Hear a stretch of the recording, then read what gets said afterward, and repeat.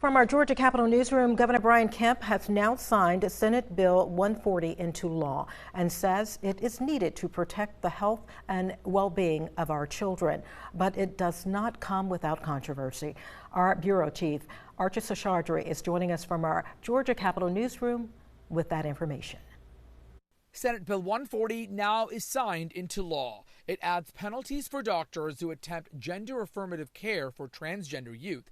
Governor Kemp signing the bill into law Thursday, which would prevent hormone replacement therapies for transgender children under 18 and most gender-affirming surgeries. Hormone replacement treatment is safe. It's widely accepted by multiple medical institutions, all of the national medical institutions.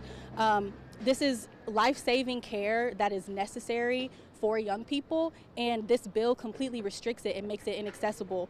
We're also opposed because it completely eliminates families' opportunities to make the choice about the care that is most appropriate and most needed for their youth.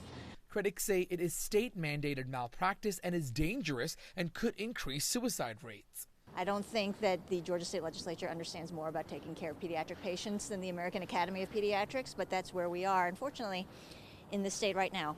But I'm very dismayed that this bill passed out of our legislature. I think it's shameful. But supporters say it protects children by allowing parents to make decisions, especially for those under 18, and say that these restrictions are needed to prevent children from making decisions they may later regret. I think Senate Bill 140 is just another piece of what we're trying to do in Georgia, which is to stand up for our most vulnerable, our children. I think what we tried to do with 140 is to prevent irreversible, permanent surgeries and therapies from being allowed to be given to children. Opponents argue that politicians should not be able to pass laws that supersede medical care standards and call SB-140 unconstitutional. Archie Seshadri, WSAV News 3 on your side. The American Civil Liberties Union, or the ACLU chapter of Georgia, opposes the law and says it will sue the state of Georgia because it limits the rights of transgender youth.